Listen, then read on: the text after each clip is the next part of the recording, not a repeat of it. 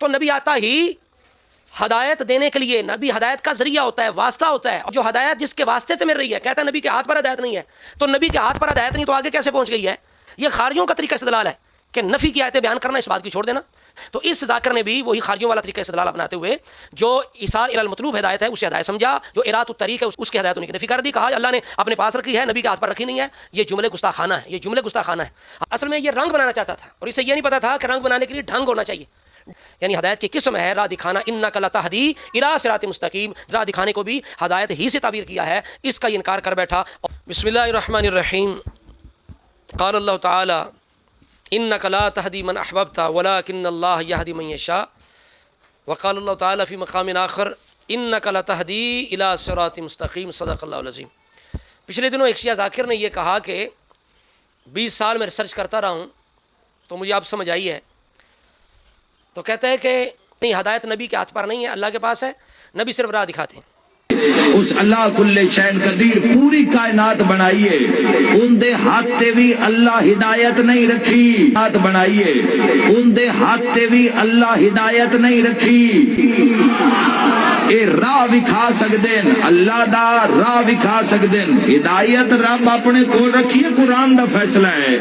میں اس گل تے بڑا سوچیا ہے، تقریباً کوئی 20 سال سوچن دے بعد تے محمد مصطفیٰ صلی اللہ علیہ وآلہ وسلم دی بسم اللہ ہدایت کی گل کی ہے۔ 1,23,999 نبی اللہ ہدایت واسطے بھیجے نے اور 14 ہادی ہدایت، لیکن اگر انہاں ہدایت نہیں کرنی تے کرنی کنا ہے، لیکن اگر انہاں ہدایت نہیں کرنی تے کرنی کنا ہے، اے گل غلط ہے، کرنی کنا ہے، اے گل غلط ہے۔ اب اس مسئلے پر شیعہ حضرات میں کافی باس مباحثہ چل رہا ہے۔ اصل میں یہ اس بندے کی جہالت ہے یا حماقت ہے، زیادہ اس کی جہالت لگتی ہے کہ اسے پتہ نہیں ہے ہدایت کی 2 قسمیں ہیں۔ اس نے ایک ہدایت کی قسم بیان کرتے ہوئے دوسری جو قسم ہے اس کے لیے ہدایت لفظ کی نفی کر دی، یعنی اس کو ہدایت نہیں سمجھا، یعنی راہ دکھانا یہ اس کے نزدیک ہدایت نہیں، جبکہ راہ دکھانا بھی ہدایت ہے۔ یہ دونوں ہدایتیں قرآن سے ثابت ہیں، ارات الطریق، ایصال الی المطلوب۔ تو اس نے ایصال الی المطلوب کا اثبات کرتے ہوئے اس نے معاذ اللہ انبیاء کرام سے جو ارات الطریق ہے، یعنی راستہ دکھانے والی ہدایت، اس کی نفی کر دی، یعنی اس کے ہدایت ہونے کی نفی کر دی۔ یہ تو کہہ رہا ہے کہ راستہ دکھاتے ہیں، لیکن اس کو اتنا نہیں پتا ہے کہ راہ دکھانا کیا ہے۔ اور بھائی راہ دکھانا بھی تو ہدایت ہے نا۔ آپ کہیں جا رہے ہیں، چوک میں بندہ کھڑا ہے راستے میں، آپ کو پتہ نہیں ہے کہ کون سا گھر ہے، کہ کون سی گلی ہے، کدھر جانا ہے، آپ کہتے ہیں بھائی میں نے فلاں کے گھر جانا ہے، تو وہ وہیں کھڑے ہو کہتا ہے بھائی آپ ادھر چلے جائیں، آگے سے ادھر چلے جائیں، آگے سے ادھر ہٹ جائیں، سامنے اس کا گھر آ جائے گا۔ تو یہ کیا ہے؟ یہ بھی ہدایت ہے۔ اور ایک بندہ کہتا ہے بھائی میں آپ کے ساتھ چلتا ہوں، میں چھوڑ کے آتا ہوں، جو دونوں ہدایت ہیں۔ اس نے ایصال الی المطلوب کو تو ہدایت سمجھا، لیکن ارات الطریق کو ہدایت سمجھی نہیں۔ تو یہ اس کی کم علمی ہے، جہالت ہے، جس کی وجہ سے اس نے یہ جملہ بڑا سخت ہے، اس کے اندر انبیاء کرام کی توہین ہے، یعنی راہ دکھانے کو انبیاء کا جو راہ ہے ارات الطریق، اس کو وہ ہدایت سمجھ نہیں رہا۔ تو لہٰذا اس کی یہ کم علمی تھی، جس کی وجہ سے اس نے ارات الطریق جو ہے اس کی ہدایت ہونے کی نفی کر دی۔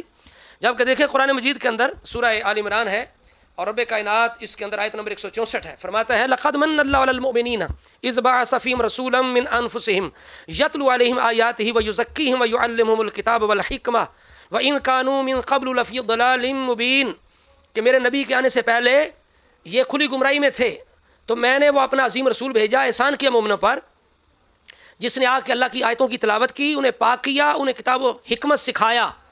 تو نبی آتا ہی ہدایت دینے کے لیے، نبی ہدایت کا ذریعہ ہوتا ہے، واسطہ ہوتا ہے، ہدایت جس کے واسطے سے مل رہی ہے، کہتا ہے نبی کے ہاتھ پر ہدایت نہیں ہے، تو نبی کے ہاتھ پر ہدایت نہیں تو آگے کیسے پہنچ گئی ہے؟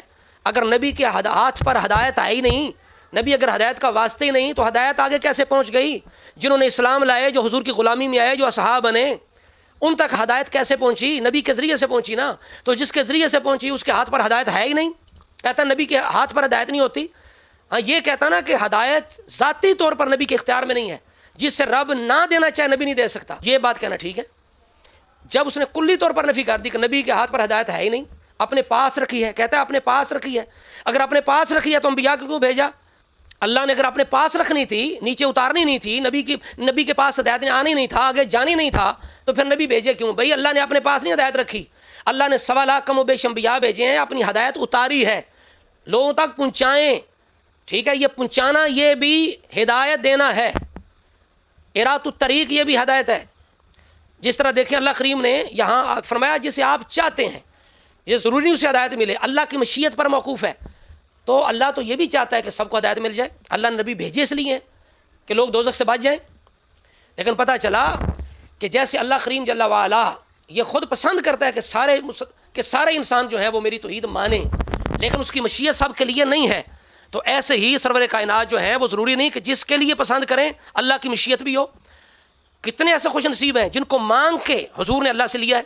سیدنا فاروق اعظم رضی اللہ تعالیٰ عنہ، اللہم اعز الاسلام ابی عمر بن الخطاب، عمر کے ذریعے سے اسلام کو عزت دے، اللہ نے حضور کی دعا قبول فرمائی، حضور نے پسند کیا، اللہ نے انہیں ہدایت عطا فرمائی۔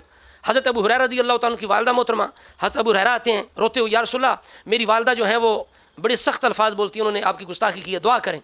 ادھر سرور کائنات سیدہ آمنہ کے لال نبی مثال صلی اللہ تعالیٰ علیہ وسلم کے ہاتھ اٹھے، ادھر ابو ہریرہ رضی اللہ تعالیٰ عنہ اپنے گھر کے دوڑ کے دیکھتے ہیں کہ ان کی والدہ جو ہے دروازہ بند ہے، اندر سے غسل کے ذریعے پانی نکل رہا ہے۔ تو تھوڑی دیر بعد والدہ باہر آئیں، انہوں نے کلمہ پڑھا، اسلام لے آئیں، دوڑتے ہوئے واپس آئے، حضور کی بارگاہ میں خوش ہیں، آ کے مبارک دی، یا رسول اللہ آپ کی دعا قبول ہوئی، اللہ نے ہدایت دے دی۔ اب بتاؤ رسول کے ہاتھ پہ ہدایت نہیں ہے۔ اب دوسری آیت جو ہے اصل میں اس نے خارجیوں والا استدلال کیا ہے، جیسے انہوں نے جناب ان الحکم الا للہ کہہ کے علی المرتضیٰ صحابہ پر کفر اور شرک کے فتوے لگا دیے کہ حاکم تو صرف اللہ ہے، حکم تو صرف اللہ کا ہے۔ اور دوسری آیت جو ہے فلا وربک لا یؤمنون حتی یحکموک فیما شجر بینہم حکما من اہلہا وحکما من اہلہ۔ کتنی آیات ہیں، یعنی نفی اس بات دونوں آیتوں کو سامنے رکھنا ضروری ہے۔ یہ خارجیوں کا طریقہ استدلال ہے کہ نفی کی آیتیں بیان کرنا، اس بات کی چھوڑ دینا، ایاک نعبد و ایاک نستعین، یہ پڑھ کے کہتے ہیں کوئی مدد نہیں کر سکتا، اور دوسری آیات انما ولیکم اللہ ورسولہ والذین آمنوا وہ چھوڑ جاتے ہیں، فإن اللہ هو مولاہ وجبریل وصالح المؤمنین چھوڑ جاتے ہیں۔ علم غیب کے بارے میں جو نفی ہے مخلوق سے ذاتی کی وہ بیان کرتے ہیں، جہاں اس بات ہے وما هو علی الغیب بدنین عالم الغیب فلا یظہر علی غیبہ احدا الا من ارتضی من رسول، یہ آیات چھوڑ جاتے ہیں۔ تو اس ذاکر نے بھی وہی خارجیوں والا طریقہ استدلال اپناتے ہوئے جو ایثار الی المطلوب ہدایت ہے اسے ہدایت سمجھا، جو ارات الطریق اس کی ہدایت انہیں کی نفی کر دی، کہا اللہ نے اپنے پاس رکھی ہے، نبی کے ہاتھ پر رکھی نہیں ہے۔ یہ جملے گستاخانہ ہے، یہ جملے گستاخانہ ہے۔ اگر یہ کہتا کہ بھائی اللہ نے نبی کو ہدایت کا اس طرح اختیار نہیں دیا ذاتی طور پر کہ جسے اللہ نہ چاہتا اسے بھی ہدایت دے دے، نبی اسے ہدایت دے گا، اس تک ہدایت پہنچے گی، اس کے اندر ہدایت اثر کرے گی جسے اللہ چاہے گا، یہ بات کہہ سکتا ہے؟ اس انداز میں بات کرنا درست تھا۔ اب دیکھیں نا، یہ آیت ہے قصص آیت نمبر 56، جس کو اس نے دلیل بنا انک لا تہدی من احببت، اور دوسری آیت ہے شورى آیت نمبر 52 انک لتہدی الی صراط مستقیم، اے رسول آپ صراط مستقیم کی ہدایت دیتے ہیں، انک لتہدی آپ ہدایت دیتے ہیں۔ اب ارات الطریق جو ہے، جو رستہ دکھانا ہے، اس کو اللہ ہدایت ہی فرما رہا ہے۔ ارات الطریق کی دلیل انک لتہدی الی صراط مستقیم ہے، ایصال الی المطلوب کی دلیل انک لا تہدی من احببت ہے۔ یہ دونوں ہدایتیں قرآن سے ثابت ہیں، ارات الطریق، ایصال الی المطلوب۔ اصل میں بات یہ ہے جہاں سے اس نے غلطی کھائی، علماء کرام نے ان دونوں جو ہدایتیں ہیں ان کی وضاحت کی ہے کہ یعنی بظاہر جو تعارض نظر آتا ہے وہ تعارض کیسے دور ہوگا؟ ایک جگہ ہے کہ آپ نہیں دیتے، ایک جگہ ہے کہ آپ دیتے ہیں، لوگوں کو ہدایت ملتی ہے۔ تو فرماتے ہیں مطلب یہ ہے کہ آپ اسلام کی دعوت دیتے ہیں، مسلمان بنانا آپ کا کام نہیں، وہ اللہ کا کام ہے۔ آپ تبلیغ کرتے ہیں، ہدایت کرتے ہیں تبلیغ کے ذریعے سے، لیکن اثر پیدا کرنا اللہ کا کام ہے۔ آپ خلقاً ہدایت نہیں دیتے، یعنی ہدایت پیدا اللہ کرتا ہے، آپ قصباً ہدایت دیتے ہیں، یعنی کوشش کرتے ہیں۔ آپ حقیقتاً ہدایت نہیں دیتے، آپ ظاہراً ہدایت دیتے ہیں۔ اسی طرح آپ ارات الطریق کرتے ہیں، اور ایصال الی المطلوب یہ اللہ کا کام ہے۔ اس نے شاید یہ آیت پڑھی نہیں ہے، یہ شورى کی آیت نمبر 52 شاید اس ذاکر کے علم میں نہیں تھی، انک لتہدی الی صراط مستقیم۔ تو رستہ دکھانا یہ بھی ہدایت ہے، وہ کہہ رہا تھا کہ رستہ دکھاتے ہیں، ہدایت اللہ کے پاس ہے، اللہ نے وہ دین ہی نبی کے ہاتھ پہ رکھی نہیں ہے، تو یہ بالکل انبیاء کرام کی توہین کے زمرے میں جاتی ہے۔ اسی طرح قرآن مجید فرقان حمید کے اندر اور بھی آیات ہیں واضح، جس سے پتہ چلتا ہے کہ اللہ اپنے نیک بندوں کے ذریعے سے ہدایت عطا فرماتا ہے، ان کی رہنمائی کو اللہ نے ہدایت ہی فرمایا ہے، ہدایت سے تعبیر کیا ہے۔ سورہ الانبیاء آیت نمبر 73 ہے، جعلناہم ائمۃ یہدون بامرنا، جو ہمارے امر سے ہدایت دیتے تھے۔ یہاں امر جو ہے یہ بھی مشیت ہے، جیسے وہ ہے نا کہ ولکن اللہ یہدی من یشاء، لیکن اللہ جسے چاہے ہدایت ملتی ہے۔ تو یہ جو امر ہے یہ بھی وہی ہے، اللہ کی مشیت امر یہ ایک ہی چیز ہے، اللہ کا چاہنا، اللہ کا یعنی پیدا کرنا، امر سے مراد یہاں پیدا کرنا ہے۔ اللہ پیدا کرے گا تو پھر جا کے ہدایت ملے گی۔ اور اسی طرح سورہ الاعراف آیت نمبر 159 ہے، ومن قوم موسیٰ امۃ یہدون بالحق، کہ موسیٰ علیہ السلام کی قوم کے اندر پورا گروہ تھا کہ جو جناب حق کے ساتھ ہدایت کرتا تھا، یہدون بالحق، حق کے ساتھ ہدایت کرتا تھا۔ تو موسیٰ علیہ السلام کی قوم کے اندر یعنی امت کے اندر ایک امت گروہ ہے جو ہدایت کر رہا ہے حق کے ساتھ، تو کیا نبی جو ہے اس کا جو راہ دکھانا ہے ارات الطریق ہے وہ ہدایت نہیں ہے. کہنا چاہتا تھا وہ بات اپنی جگہ درست تھی. یہ کہنا یہ چاہتا تھا کہ اللہ کریم نے ہدایت کو پیدا کرنے کا جو نظام ہے وہ انبیاء کو نہیں دیا. ہدایت پیدا اللہ کرتا ہے, دل میں داخل اللہ کرتا ہے, اثر اللہ پیدا کرتا ہے, ہدایت تخلیق اللہ کرتا ہے. اللہ جس کے لیے چاہتا ہے نبی کی ہدایت دینے سے ہدایت پیدا ہو جاتی ہے. نبی بھی ہدایت دیتا ہے, ہدایت کو پیدا نہیں کرتا, پیدا ہدایت کو اللہ کرتا ہے. تو اگر رسول کائنات علیہ السلام کے ہاتھ پر اللہ ہدایت پیدا کرتا تو پھر کوئی بھی ہدایت کے بغیر نہ رہ سکتا. حضور کے ہاتھ پر ہدایت پیدا نہیں ہوتی, ہدایت ملتی ہے, اور ہدایت ملتی اسے ہے جسے اللہ چاہتا ہے, لیکن حضور کے ہاتھ سے ہی ملتی ہے. نبی کے پاس راہ دکھانے والی ہدایت ہوتی ہے اور اللہ کے پاس ہدایت کو تخلیق کرنے کا نظام ہے. اصل میں بات یہ کرنا چاہتا تھا لیکن رنگ بنانے کے لیے اسے ڈھنگ نہ آیا, جس کی وجہ سے بات بگڑ گئی. اور اس نے ارات الطریق جو ہدایت ہے یعنی ہدایت کی قسم ہے راہ دکھانا, انک لتہدی الی صراط مستقیم, جس کو قرآن نے ہدایت کے ساتھ ہی یعنی راہ دکھانے کو بھی ہدایت ہی سے تعبیر کیا ہے, اس کا یہ انکار کر بیٹھا. اور یہ قرآن مجید کی آیت کا انکار بھی ہے اور انبیاء کرام کی بارگاہ میں یہ بے ادبی گستاخی بھی ہے. اللہ کریم ہم سب کی سوچ کی, فکر کی, زبان کی حفاظت فرمائے, ہر طرح کی لغزش سے محفوظ فرمائے اور استقامت نصیب فرمائے.